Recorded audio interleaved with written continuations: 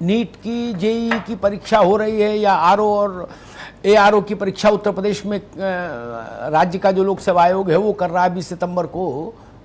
इन सबसे भी ज्यादा हैरानी की बात मेरे लिए ये है कि कोरोना से लड़ने के लिए एजुकेशन सेक्टर में हमारी जो नीतियां रहीं कोरोना काल में, उनमें निरंतरता नहीं, एक रूपता नहीं। ये सबसे बड़ी कमजोरी है भारत की। कभी कुछ, कभी कुछ, कभी ठंडा, कभी गर्म, कभी नरम, कभी कठोर। बड़ा मुश्किल से हरियाणा को रोका, वरना वो तो स्कूल खोले दे रहे थे पिछले महीने।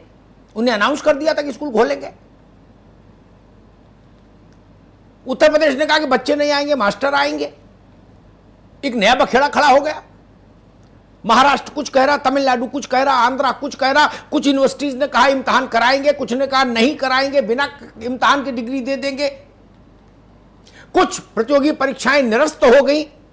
इसी उत्तर प्रदेश में सरकारी भर्तियों की तमाम परीक्षाएं तब निरस्त हो गई कोरोना के चलते। लिखत पढ़त में यह बताया गया कि कोरोना का संकट गंभीर है, जब उत्तर प्रदेश में कोरोना के कुल मरीज 2-3 हजार भी नहीं थे, तब निरस्त हो गई। आज बताया जा रहा है कि नहीं, ज्यादा बढ़ गए, लेकिन अब माहौल ठीक है, अब कराएंगे। तो या तो आप तब गलत थे या आप अब गलत हैं। वही हाल देश पर।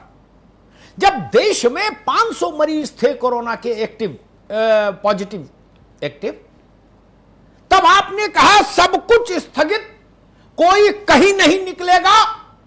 मकान में है तो देहरी नहीं लांगेगा, फ्लैट में है तो चौखट से बाहर नहीं जाएगा। सांस भी अंदर लो, बाहर निकलना नहीं है, सूरज देखना नहीं है। ठीक माना देश ने। अब आप कह रहे हो कि भाई नहीं, 30-35 लाख आज बच्चा नौजवान देश भर में इस परीक्षा के नाम पर यत्र तत्र सर्वत्र विचरण करे। 1 सितंबर को, 13 सितंबर को, फिर 20 सितंबर को उत्तर प्रदेश में इस राज्य स्तर की एक परीक्षा के लिए। क्यों? जिस भय के कारण अभी यूनिवर्सिटीज नहीं खोली, हायर सेकेंडरी कक्षाएं नहीं शुरू की, बेसिक की परीक्षा कक्षाएं नहीं हम लोगों ने शुरू की, और सबसे बड़ी बात, जिस भय के कारण देश की सबसे बड़ी अदालत ठीक से नहीं बैठ पा रही हमारे डर के। वो कह रहे भाई इस पर बात करो, ये इंटरनेट पे आमने सामने बात नहीं होगी ना। देखा दाकी ने कि देखने से कोरोना आ गया। तब हाई कोर्ट 3 दिन खुलता है, 12 दिन बंद हो जाता है, फिर 2 दिन खुलता है हमारे डर के, फिर 22 दिन बंद कर देते हैं, एक चिट्ठी आ जाती है। जिला अदालतों में अलग बवाले जान मचा हुआ, सब बंद हो रहा है। सबकी जान प्यारी है, अच्छी बात है, होनी चाहिए, लेकिन जो भारत का भविष्य है इसको दांव पर क्यों लगाना चाहते? मैं कहता हूं बच्चा रहेगा तो पढ़ भी लेगा, कुछ कर भी लेगा, पास भी हो जाएगा। सबसे पहली जरूरत क्या है? जैसा है स्वस्थ रहे, यही ना। और क्या हमारे पास वो इंफ्रास्ट्रक्चर है हेल्थ का, जहां हम 25-30 लाख लोगों के साथ एक गैम्बल खेल पाए कि भाई चलिए अगर इसमें 1-2 लाख पॉजिटिव भी आ गए तो हम झेल जाएंगे? उत्तर है नहीं। कश्मीर से कन्याकुमारी, असम से गुजरात तक इतना इंफ्रास्ट्रक्चर कहां है कि एक साथ भगदड़ मच जाए तो कुछ हो जाए। अभी तो ट्रेन की तरह का इंफ्रास्ट्रक्चर है। 4 उतरे 6 नए आ गए, ये 6 उतरे तो 4 बैठा लिए। यही ना, ट्रेन समझ लो, ऑटो समझ लो, बस समझ लो। ऐसा तो नहीं हो सकता कि 70 आदमी नए आ जाए और बस में आप बैठा लोगे, नहीं ना। 72 की तो बस ही है कुल, ड्राइवर कंडक्टर मिला के। तब क्या करिएगा? पीजीआई हो, केजीएमसी हो, कोई हो, यहां कहो चाहे चेन्नई कहो, क्या करेंगे? और नाहक ये बवाले जान करने की जरूरत क्या थी? एक धारणा चल रही है, एक विचार चल रहा है देश में कि जीरो सेशन कर दें। एक और हम वहां तक सोच रहे। निशंक जी ने अभी कुछ दिन पहले कहा था, जो भारत के मानव शिक्षा मंत्री हैं, अब तो शिक्षा मंत्री जी, उन्होंने कहा था कि इस स्कूल के बारे में हम सबसे अंत में चिंतन करेंगे, क्योंकि वहां कोई रिस्क नहीं लेना चाहते। अच्छी बात है, देश उसके साथ है, फिर यहां रिस्क क्यों ले रहे? जो बच्चा कॉलेज में स्कूल में पढ़ रहा है वही तो इसमें इम्तिहान देने आएगा, या ये सौतेले बच्चे हैं? नहीं ना, ये भी उसी माता पिता के पुत्र हैं, पुत्रियां हैं। इनके जान के साथ जोखिम का फैक्टर और स्कूल कॉलेज में जाने वाले बच्चे के साथ जोखिम का फैक्टर बराबर है। तो अगर एक जगह हमने ये माना कि जोखिम इतना बड़ा है कि अभी खोलने की जरूरत नहीं, तो दूसरी जगह हम कैसे मान सकते हैं? इसीलिए मैंने आरंभ में कहा, स्वास्थ्य को लेकर शिक्षा जगत से जुड़े मसलों पर हमने एक नीति नहीं बना पाई।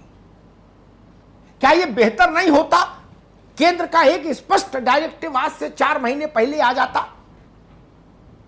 कि कोई यूनिवर्सिटी से लेकर प्राइमरी स्कूल तक तब तक नहीं खुलेगा जब तक केंद्र सरकार इस बात से मुतमईन नहीं हो जाती कि देश में वैक्सीन आ गई और जनता तक पहुंच रही है। क्या एक लाइन की बात यह नहीं हो सकती थी राजाज्ञा कि कोई प्रतियोगी परीक्षा नहीं होगी? और वैसे भी सरकारों को कहां नौकरी की भर्ती के लिए जल्दबाजी है? बताइए, जो भर्ती हो भी जाएगा इम्तिहान तो वो कोर्ट में जाएगा, तब तक तो अगला वायरस आ जाएगा जब तक कोर्ट में झूलेगी परीक्षा। इबोला और डेंगू के बाद ये कोरोना आ गया, तब तक तो परीक्षाएं लटकी हैं अदालतों में, यूपी में। आज का मसला है, मान लो आज परीक्षा करा भी लो आरओ की, आरओ की, क्या करोगे? इसका क्या होगा? इनके कागजों का कहां रखोगे? ये जानी है हाई कोर्ट, 5 साल हाई कोर्ट में फुटबॉल होगा, फिर साल 2 साल सुप्रीम कोर्ट में फुटबॉल खेली जाएगी। तब तक तो दूसरा वायरस आ लेगा भाई, थोड़ा रहम नहीं कर सकते? जो करनी है वो करिए मत, जो अकरनी है उसको करने के लिए लंगोटबाज के मैदान में आ जाइए। मैंने इस भर्ती परीक्षाओं को लेकर 2-3 बार बहस की इस मंच पर। मैंने कहा था, एक सुझाव दिया था मनोज जी, लेकिन बाबुओं का तो अपना मिजाज है। वो ट्रक के पीछे लिखा होता है मुजफ्फरनगर बड़ौत में, यूं तो ऐसे ही चालेगी, तो वही अंदाज है। मैंने कहा था जो भर्तियां करा चुके हो, कम से कम 30-40 भर्ती है जिनके सारा राउंड हो गए, उनके रिजल्ट घोषित कर दो इस कोरोना में बैठे बैठे ठंडे में कंप्यूटर पर। नहीं, उसमें कोई जोखिम नहीं है। बोले ना ये नहीं करेंगे, हम तो नया रायता बिखेरेंगे। क्या कर लोगे आप अमिताभ जी? हमारी मर्जी, मैं चाहे ये करूं, मैं चाहे वो करूं, मेरी मर्जी। यो यो हनी सिंह गाते थे, वो ये अधिकारी गा रहे यो यो हनी सिंह की तरह। मैं समझ ही नहीं पाया, जहां केवल चिट्ठी मिलनी है बच्चे को, नौकरी ज्वाइन करनी है जाके, वो काम हो नहीं रहा। बोले ना 10 लाख 12 लाख की परीक्षा कराएंगे, बस तबियत भुरभुरी हो रही, मन कर गया कि आज एक परीक्षा आप कराई दे। आपके मन करने से लोगों की जिंदगी दांव पर लगा दे? और जिम्मेदारी कौन लेगा? लाख टके का सवाल यह है।